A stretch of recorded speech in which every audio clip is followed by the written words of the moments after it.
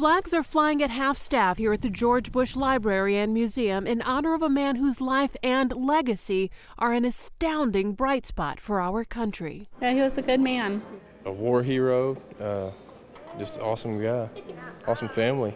Even before the museum opened, people paying their respects were outside posing for pictures until they were allowed inside.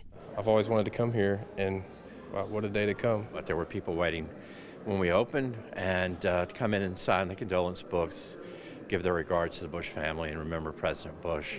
Here in the Rotunda, where so many are sending notes of sympathy to the family, there's also a new photo exhibit on display. It documents President George Herbert Walker Bush's astonishing accomplishments, from being a World War II fighter pilot whose plane was shot down, to being a devoted family man and member of Congress, to raising millions for cancer research after losing his 3-year-old daughter Robin to leukemia. He often would say, you know, there's no definition of a successful life without service to others, and he certainly lived that.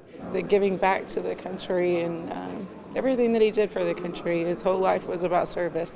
And that's what you want your grandchildren to know.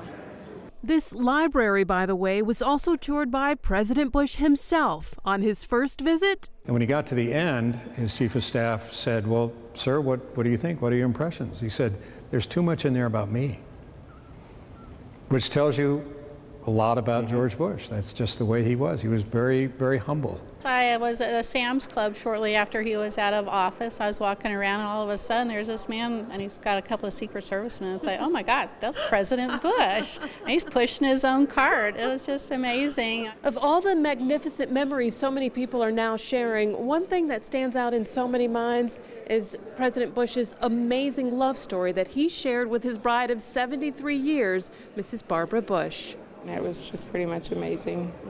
And he still was talking about her like the love of his life. I wish everybody could have a love story like that.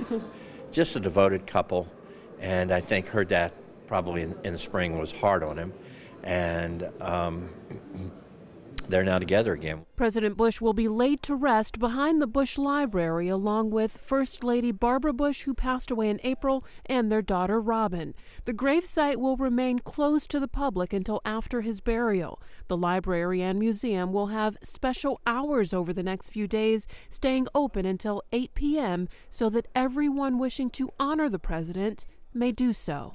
In College Station, I'm Damali Keith, Fox 26 News.